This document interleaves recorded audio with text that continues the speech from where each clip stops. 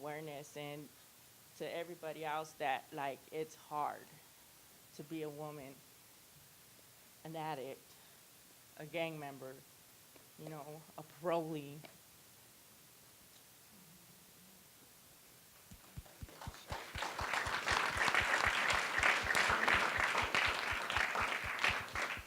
Thank you all for sharing.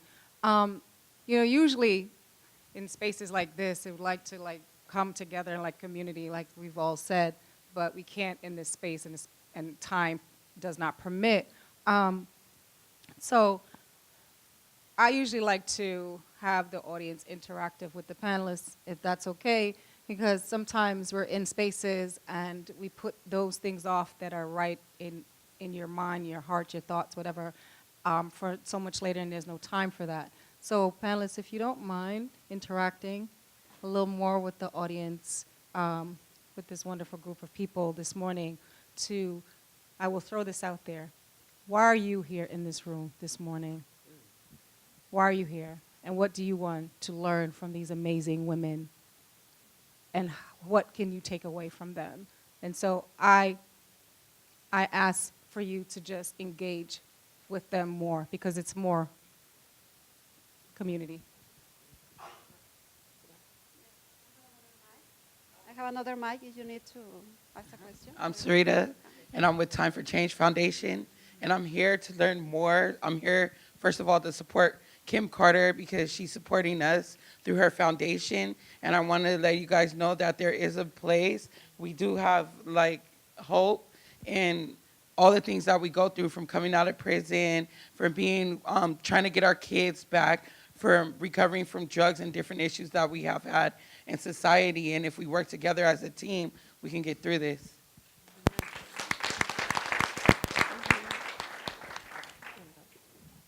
Hi, my name is Gloria Garcia. I'm here for Time for Change Foundation to support Kim Carter. You know, like you shared, Monica, you know, it is hard being a recovering addict, trolla in the gang. And Kim provides, you know, hope in the Inland Empire. You guys, I know you have a lot of hope out here in Los Angeles, but she was from Los Angeles, and she's taken hope to the Inland Empire for all of us women. She has women's shelters where if you write and when you're incarcerated, she's willing to go pick you up and provide a safe place for you to get rebuilt your life. So thank you all, ladies, for sharing your story. Somebody Good morning. My name is Cheryl Wilkins, and I'm from Columbia University in New York, and I'm here because I want to support women who are looking to end mass incarceration.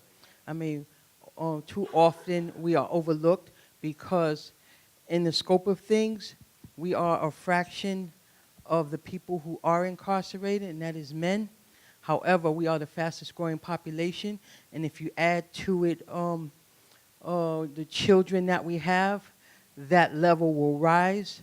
And I really don't want us to get to these epic proportions where we're actually equaling the amount of men incarcerated. So I'm here to support my sisters across country to end mass incarceration for women and girls. So I want to take a moment, if I may, as moderator. So to that point, thank you, Cheryl, for that, because that was someplace I wanted to go. And Amra, I would like, if you don't mind, your work, your research, because that's something that you focus on, right? Healing and, and trauma, and how education plays a role into that, because I think that's important at this point to kind of hear that. Okay, so currently I am an assistant research with the San Francisco Police Department, evaluating the Anti-Human Trafficking Task Force.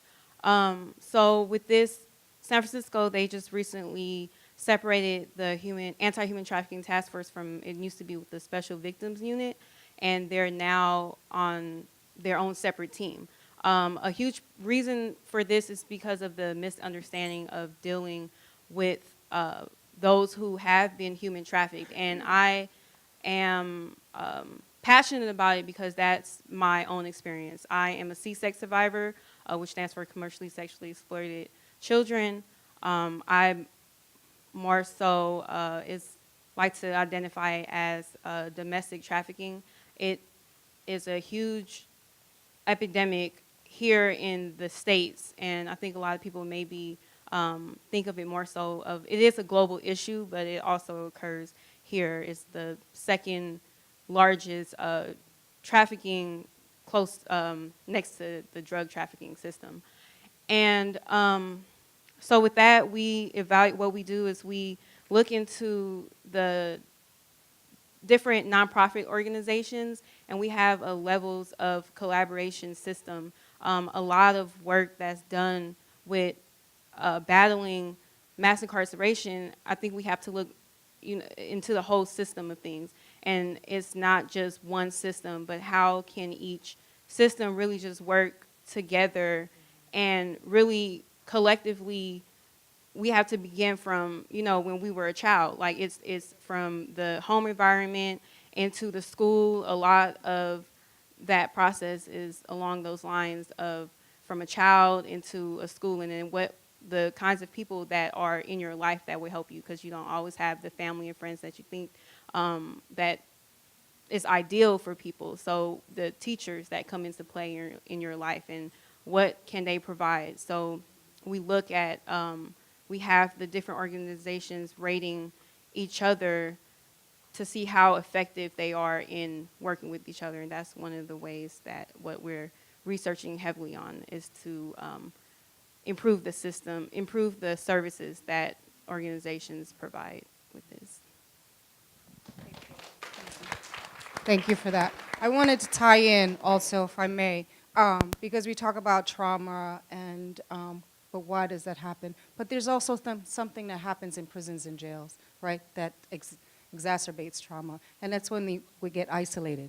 We're placed into these cells where we're not allowed any other human interaction, connection, and something happens in there. And I think, I'll come to you in a minute, Wendy, but Monica, if you may, because you said something that I think is important, and maybe we can get some understanding what solitary is like and what's wrong with it, why we should not have it.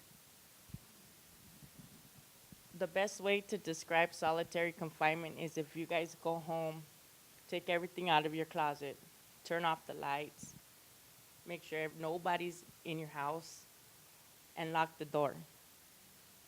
Sit in there for about an hour if you can handle it, and see what happens in your mind. Because you'll be thinking about everything and anything. You'll be thinking about what you said to somebody 10 years ago. And then to yourself, you're like, ooh, that was stupid. Or you'll think about when you cracked your kid's face because you weren't there.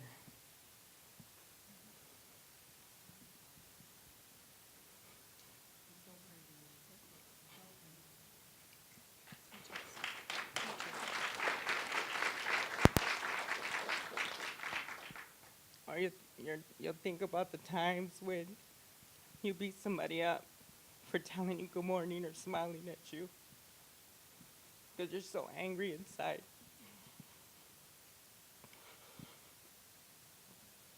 And it sticks with you, because coming out here, it's like, this is my first time talking, and it's hard, But then again, when you're in that cell, when you're in solitary confinement, and us being women, every month something comes and visits us, which gets on our nerves, Yeah, and sometimes you can't get your pads and tampons when you need it. Sometimes you have to sit on the toilet, and wait for them, or use your shirt, because the COs are too lazy. They don't want to come up and down the stairs, or like me, I ended up being triple CMS when I was in solitary confinement, fighting my third GBI on another inmate. And, then all they want to do is just drug you up and keep you asleep, so you don't have to hear nothing. So they don't have to hear you. They don't have to, they don't have to deal with you. But yet, they're going to wake you up to eat. But you don't want to eat because you're tired, and then you get more mad about that. And then it's just your anger and all the issues that are in there, it just builds up. So what's the only way that we can deal with it. When we go out on the yard, in which the yard is smaller than this room, you know, and it's all concrete. We don't even have no grass. We can't to use the bathroom. The gunner can see us using the bathroom. Like, what kind of shit is that? For reals. You know, it's hard being in solitary confinement, but you know, you got to do the time. You can't just let the time do you. You know, there's 15 brick though, 10 bricks up and 10 bricks across. Live in that. Live in a mattress where somebody pissed on, you know, because it came from the EOP side, you know, and they don't want to fucking clean it. You know, the room is so filthy, like you start getting allergies, and you know, you only shower once every 3 days, if that. You know, and dude, you're bleeding. Say you're bleeding that week. How is that humane? How is that making us sit there and actually learn from our problems? That ain't teaching us nothing. It's just teaching us how to be more angry. It's teaching us how to be more combative. Like, being in solitary confinement, you know, it messes with your mind, you know, and it's hard to be able to just jump into society and just be like, okay, hi, yeah, I'm fine. You know, yeah, prison was great. No, it's not great. It's not, especially for women, you know, because when you're out on the yard, you know, where I was at, it's eight women to one room. You know, you're bunkies. You got to deal with not only your issues, but their issues as well.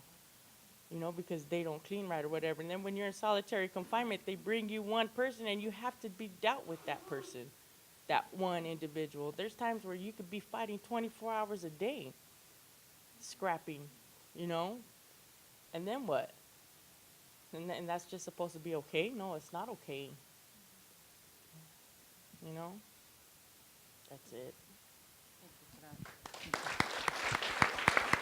Just in this moment, I just want to thank Monica for sharing and just opening herself up, because it's not easy being as open and honest and raw like that. You know, it's tough. And anyone understands what being in a closet is like for 23, sometimes 24 hours a day. You can understand the effects. And these are the effects of those situations and why they're cruel and inhumane.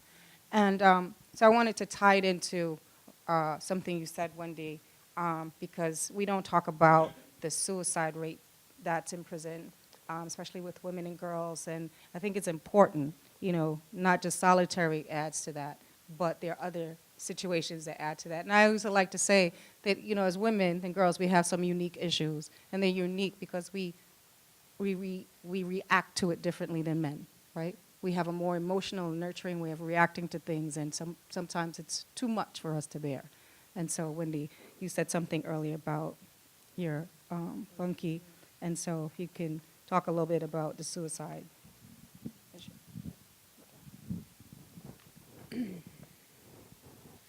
First, I'd like to talk about how in the last 5 years, CIW has had more suicides than they've had the whole time they've been open. We have an 8-to-1 suicide rate to the whole nation, and a 5-to-1 suicide rate higher than any other prison in the state of California, even over men. My observation of it, also working in a prison, I know both sides, and I know the cross-training that you have to do with, you know, as a outside staff, that we have to do with the officers, and even being outside staff, going in and cross-training with the officers, they're very reluctant. They didn't want anything to do with us, you know, because they know that we're druggies, we're this, we're that. Doesn't matter that we've changed our life, and that, you know, now even DOJ has sent our review stating, yes, we can work inside a prison. It doesn't matter about all that. They see us for who we were, not for who we are. Saying that, in CIW at that time, I won't name her because I'm not trying to bash anybody, but there was a warden who came from a men's prison and was running the prison like a men's prison. They had closed the yard, the circle. They had taken all the personal clothes away. They had done all these things that they do on a level 4 men's prison. Women are different creatures than men.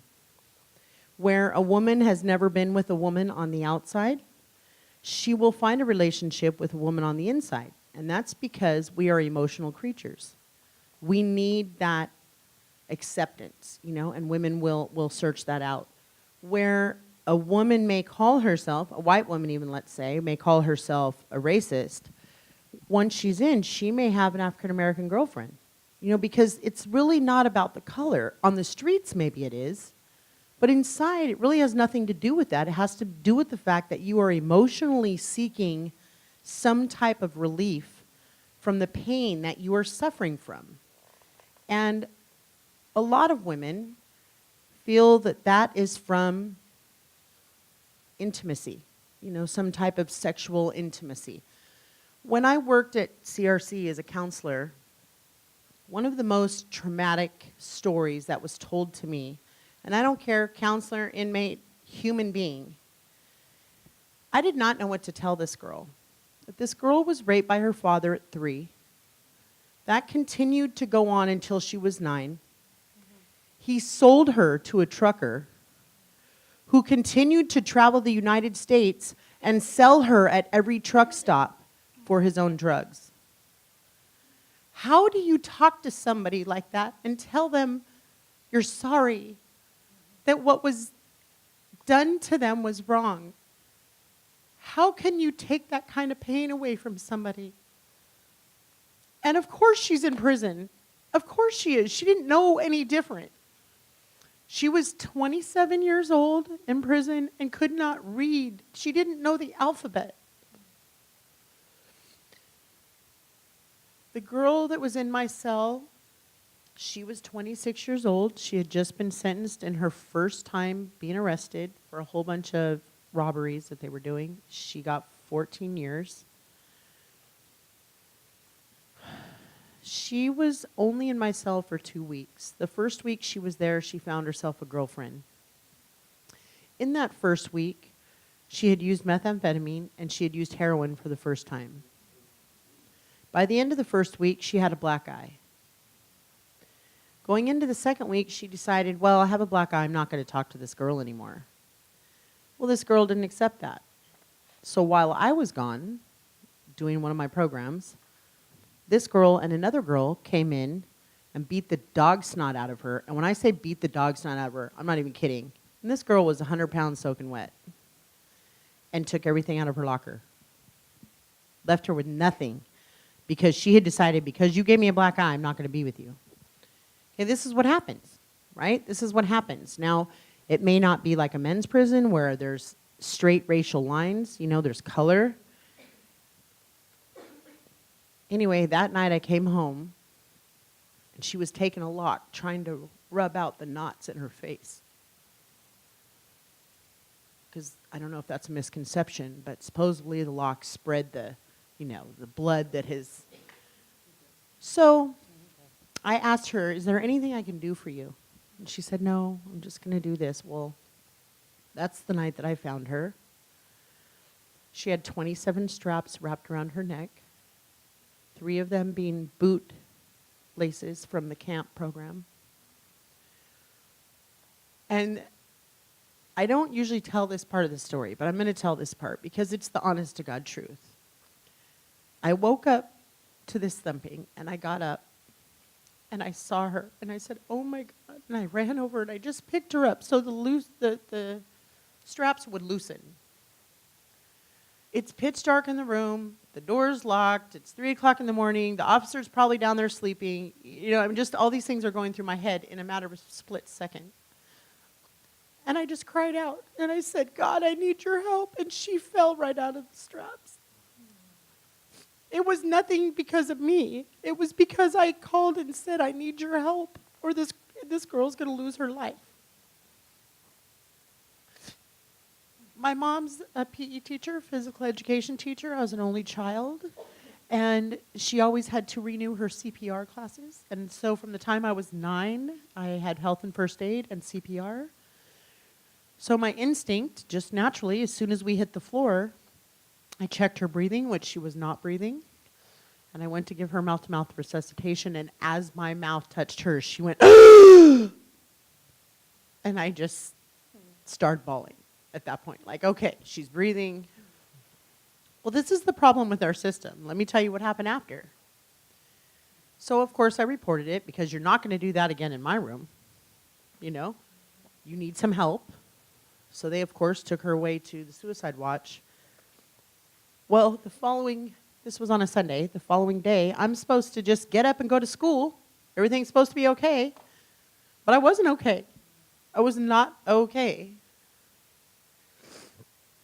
So I went to the principal and said, listen, this is what happened to me yesterday. I need to talk to somebody. They came and put me in handcuffs and took me to mental health. It's a safety precaution, they say.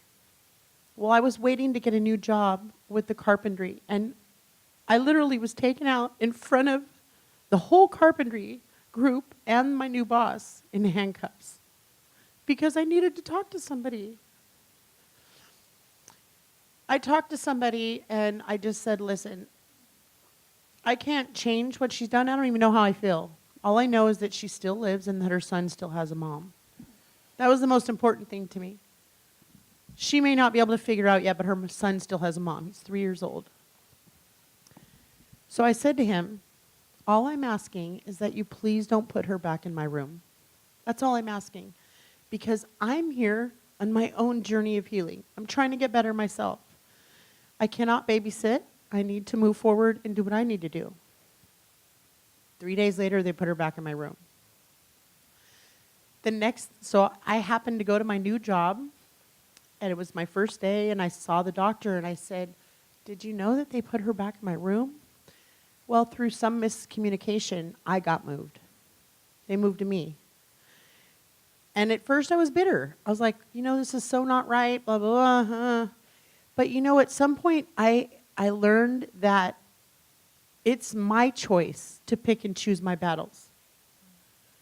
It's my responsibility to decide whether I'm going to take the small issues and allow them to eat me alive. It ended up being a blessing. I ended up becoming a Women's Advisory Council representative for that unit. I also was able to save a lifer. She broke her foot in the shower, and because I have health and first aid, I was able to help her in that unit. So, there was a lot of reasons, but I choose today, I choose. And I'm going to say I because I'm 49 years old. I choose to not take those small things and take them to my neck today. I don't do that. I look at everything as a blessing. When something wants to come up the back of my neck and tell me, hey, I'm going to hold you down today, wrong. That's what you're not going to do because I worked too freaking hard to get where I am now. Can everybody turn around and see that girl standing right there? That's my daughter.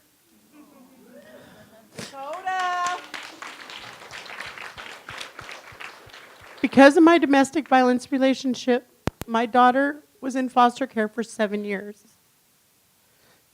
When I got out, all I wanted to do was go to her graduation, but she wasn't ready for that. So the very first day of UCLA, the very first day when I got accepted as the fellow, and the very first day was my birthday. And I get this strange call at nighttime from this strange number, and it was her. But God, only God. Today, I moved her into her dorm. She's a student at Cal State San Bernardino. She is studying social work, and we are rebuilding our relationship.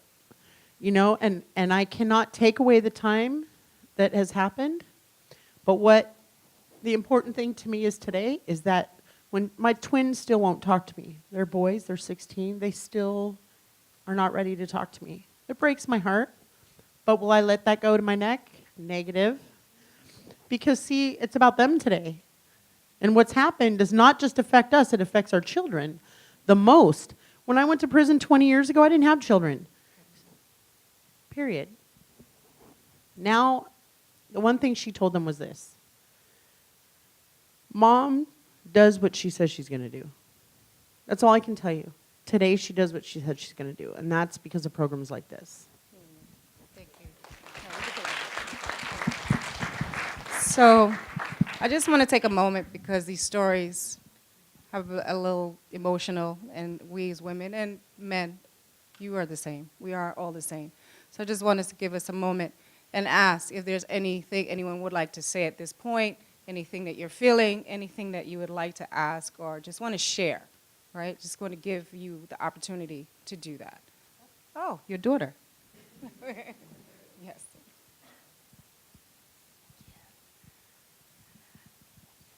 So I just wanted to, okay, I'm probably going to start crying because I'm a crybaby. I'm just really, really proud of my mom. Like, even though I've been through a lot with her, she's finally getting better, and she is.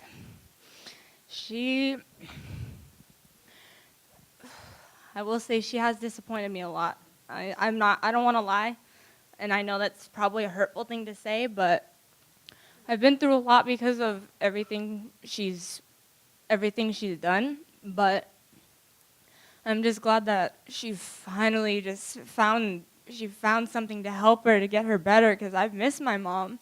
Despite no matter how angry or sad or depressed I was, I missed her. I never once talked bad about my mom in a hateful way. Yeah, I was truthful and said what had happened, but I never once said that I hated her because she's my mom. And nothing will ever change how proud I am of her. Nothing will ever change that she's my mom, and I wouldn't ask for anybody else better. And Mom, I want to thank you for finally just finding the light to get better, because I've needed you. And I know for a fact that the boys will find it in their heart to be with me on this and believe in you and have that faith in you that you will continue to stay this way despite how many times you've let them and me down before, because I believe it, and I'm pretty sure they will too. Thank you. Thank you.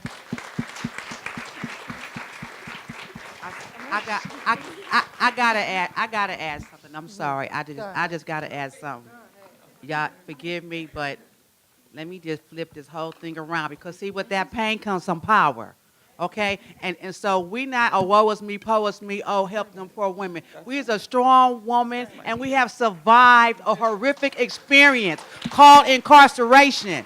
And we came out tattered, and we came out fragmented. But guess what? Life will help us repair. But we will not take these tears without having an agenda for why we crying. We will not sit up here on a pity pot. We will sit up here with a plan. What are we going to do about the conditions of confinement that will continue to separate a mom from her daughter, that will continue to tear women down and isolate them and put them into cages and have you not being able to have human contact? What are we going to do about those visits with our children? They get you from L.A. and put you in prison way in Oregon somewhere. Your kids can't even come visit you. What are we going to do about them phone calls that cost $4 or $5 a minute? Let's talk about a plan, what we can do to improve the conditions, because I will never be on a panel with a woe is me, woe is me, because guess what? I am powerful beyond measure, because I survived one of the greatest human conditions called prison. And my cholos over there, you survived it. You survived it. You made it out alive. So one day above ground, you still got a chance. Because some of our sisters didn't make it out of there. But the fact that you made it out of there in any condition is better than no condition. So we're going to take that and we're going to build on that. Because see, you are a leader today. You have a voice today, and you matter. And you matter. We have survived. We are strong. We are beautiful. We are women. We are women. We are women. We are not second-class citizens. No more. We are leaders. We speak in our own voice and our own mind our own right today. So if anything you leave this panel with, leave it with a plan and a pencil and a paper, what we going to do about it. Because I, for one, will not cry without a plan. And I feel all this pain up here, but see, that pain is fuel. That pain is something to get you moving in the middle of the night.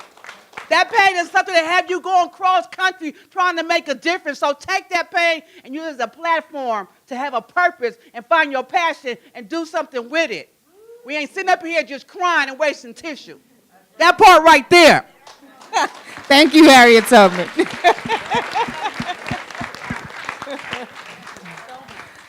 So, with that, and she's absolutely right, there's something else. We have a couple more things we have to cover, and I think it's important to understand about gang. We talk about gang violence or gang relations and why that happens. And I think it's also important to understand why women and girls get involved with gangs, right? And trying that family unit that's probably missing, if not, kind of what we say dysfunctional. I don't know who's functional, but really. So, Natalie, if you can please share with us and just educate us on that.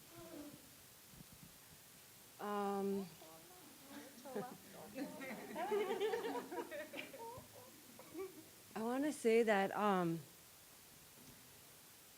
think people, well, for myself, I'm going to speak for myself. I didn't wake up one day saying, like, I'm going to join a gang.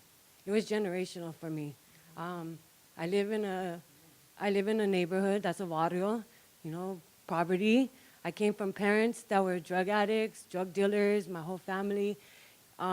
This was my lifestyle. This was taught to me. I came from a weak attachment because my mom was in prison. I didn't have a strong relationship with my mother. My father died at a drug overdose when I was young. I never knew my dad. My grandparents raised me. When they died, I had nobody. I went to the streets because that's where I thought I was going to find what I was looking for. But yet, I didn't find anything but more pain, more suffering. And through all of that, I caused more pain through suffering with anybody that came in contact with me. It's not about wanting to join a gang. It's about running away or, not having something in your house that makes you, go out there seeking something, whatever that may be. Through the process of being in a gang, my life, I was a drug addict. I kept going in and out of prison. I abandoned my kids. I had a lot of pain. My kids' father died when I was in prison. He got shot in the head. It made me feel like a piece of shit because I wasn't there for my kids. So I continued to cause pain on people when I got out. If I heard it, so were you. I didn't care. But yet I was hurting my kids because I couldn't be there for them. Because I had nowhere to go. The only place I had to go every time I got out of prison is back to my neighborhood. And what do you do there? You're a target. If you're black, if you're Chicana, you're a target. Prison incarceration doesn't solve our social problems, but yet that's what they think happens to you, and that's what they keep on doing to you. So I was a repeated offender because I had nothing to come home to, nothing. I was broken. My mom's a drug addict. She still is a drug addict. So I continued to live the same lifestyle, until I started finding, relationships. I think that's what helped me. I work at Homeboy Industries. I went through Homeboy Industries through the program, and I think when I walked in through the door, if it wasn't for the relationships that I got there, I wouldn't be able to believe in myself. I wouldn't have found hope. I didn't have any hope. I lost hope. My kids' dad used to be my anchor. He was the only person that I ever had when I came out. Regardless of whatever lifestyle we lived, that's my rock. And when I lost him, I lost myself. I had lost myself already, but completely, I numbed myself with more drugs and more pain. And when I went to Homeboys, I found out that there was a different way of living, but yet it was never available for me. It was never there for me. The only thing that was there for me were my homies. And we're all broken. We all came from the same type of stuff. So it's a continuous battle and cycle that we live. So what I could say is that you know, it's a dog-eat-dog world out there for us women. You know, living where we're at, there's nothing for us. So whenever there was something, what do? We fought each other. We trampled on one another. Relationships with women, what do we always say? Trust no bitch, right? That's our motto when we're in the street. But that's not what I believe today. That's not what I learned. You know,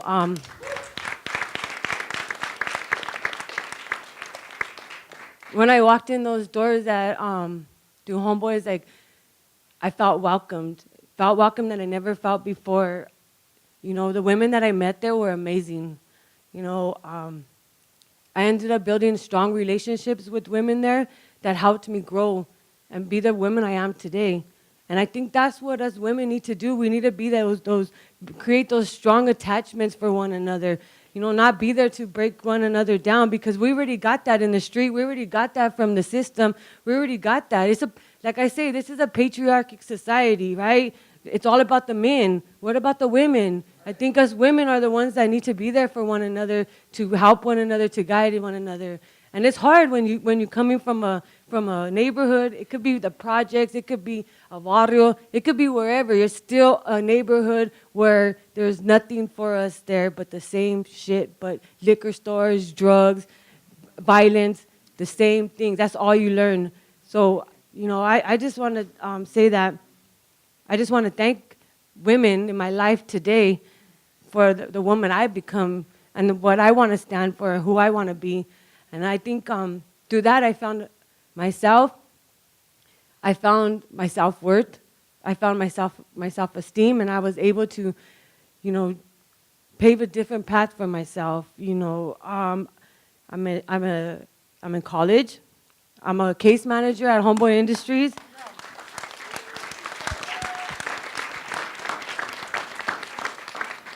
I think if we just create strong bonds, that's a start to help, you know, the young people from joining a gang, from being in the street. You know, I see it every day that kids leave their house because of whatever trauma that they're going through at home. So I just feel like, you know, we need to just create them strong bonds for one another. Thank you for that. So I think that's winding us into some solutions, right? We've heard these stories. We've heard the women share, you know, I mean, coming from their hearts. But we have a message, we have a theme, right, for this event. And it's called the end of mass incarceration. So what the hell is that going to look like? What do we need to do? And how do we need to do that as women in this movement, in this fight, in this world that is patriarchal, right? What do we need to do? And I would like to hear from each of you. Each of you. How do you see that? How can we have that happen? And if you can charge us, allow us to leave this space today with something in mind to do, to act on, and become a part of, not just listen to stories and say, oh, that was really nice, and you forget about it in 15 minutes or maybe tomorrow, but to have people remember, to be ever mindful about what's going on, especially with women and girls. And we did not touch on so much about the racial inequities, right, that exist. And we know they exist. And I don't even think we really need to go over that so much. We know there's an issue and a problem where black and brown women continue to be the largest demographic of people that face abuse, face violence, face incarceration, face so many things, right? And I think we know why. Right? So I think we don't need to even touch on that because we have a pretty good idea. And we're not excluding our sisters who are white. We're not excluding you, but we just have to be very clear and very honest with that, because the only way we're going to find some solutions is if we face those things that are uncomfortable. We can no longer be comfortable in what's been going on. We can no longer be comfortable when we see our sister, no matter her color, her age, or her choice, sexuality, whatever it may be, being abused, being denigrated. We can no longer allow these things to happen. And so what do we need to do to end mass incarceration? Amra, I will start with you. Can I say something real quick? I'm a college professor, and I teach at the community colleges. I left the university to teach at the community colleges.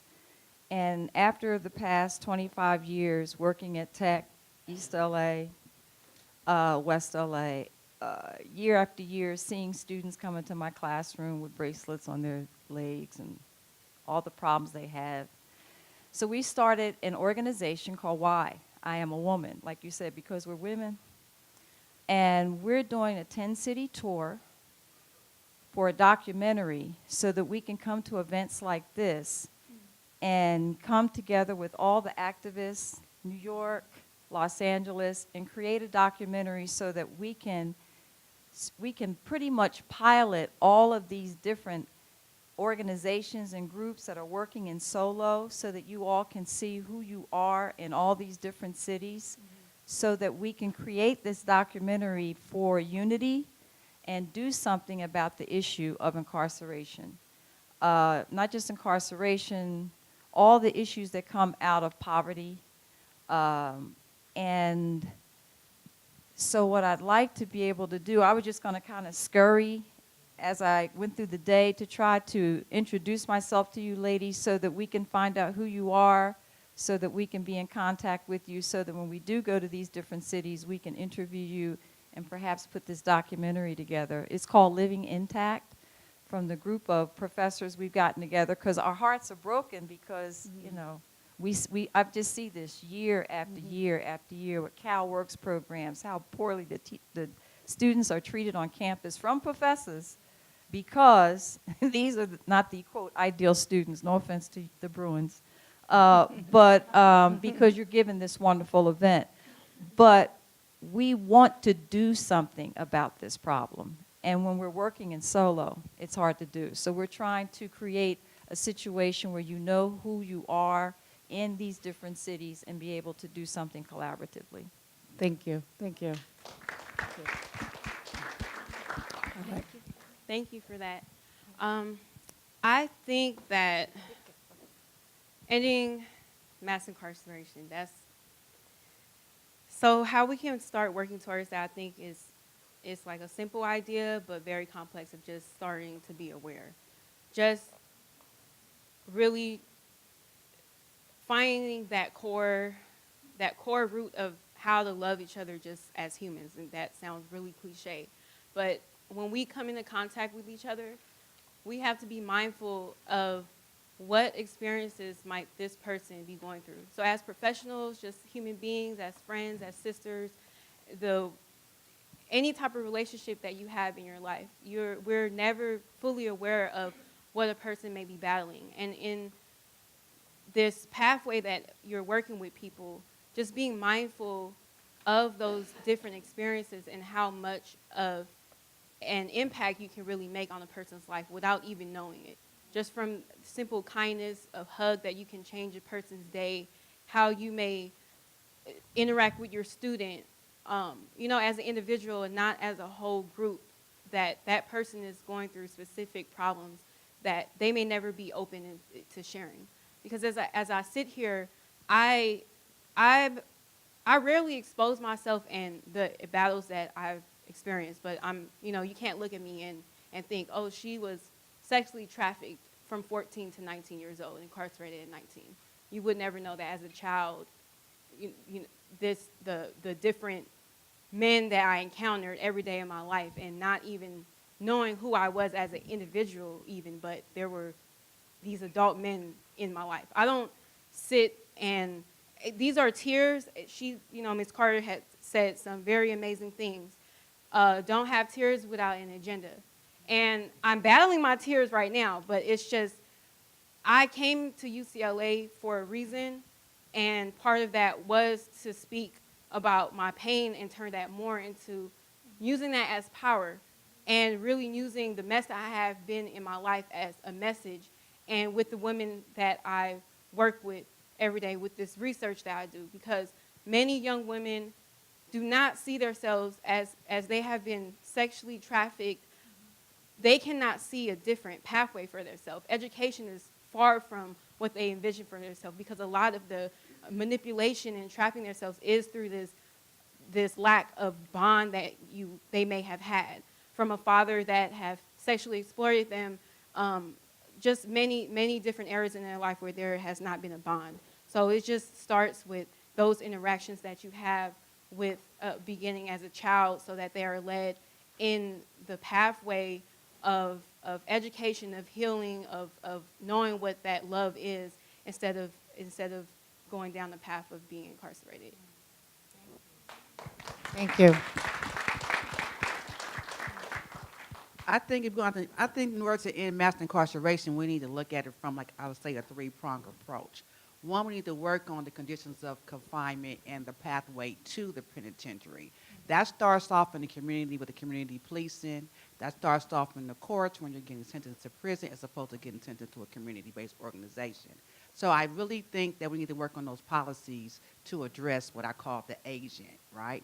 Then we need to make sure that these people talk about education. Well, you know, I feel like the education system was the first pipeline to spit you into the prison. So when I hear education, you know, we need to go back to them elementary schools then to make sure they actually having some education going on there for our kids. Because I believe they be packaging folks up. They ain't preparing you for the institution, for the college, because they only built one of those in the last 33 years. They built 20 prisons, though. So I do know that they have another agenda for us when it comes to education. They'll walk around and catch you for truancy because you ain't sitting in that seat. They can get that money for you sitting in that seat. But they don't have nothing that goes to you when you don't graduate. There's no penalty to the school that you didn't graduate this individual. You didn't educate them, right? And then I believe it goes back to their household. So we know, like you just said, we're born in a Valle, we're born in neighborhoods with extreme poverty. Anytime you have extreme poverty, you're going to have more risk factors associated with not getting a good education, not getting healthy meals, being exposed to violence on the streets and violence in the home, substance abuse and all the other things that go along with that. I think that's where we need to intervene. So, you know, if you're out there, she has an MSW, you have a program or something, try to intervene in that household to create a healthy space so that we can have some healthy kids, and then we can start creating some healthy environments. Anybody coming from prison, starting your own organization, I ask those of you who are in these education institutions, support some nonprofit in your community that's working with formerly incarcerated individuals, working with at-risk youth, working with mentoring programs. And you don't have to always go create your own thing, right? There are things that are out there. But believe in the leadership of those that's most impacted.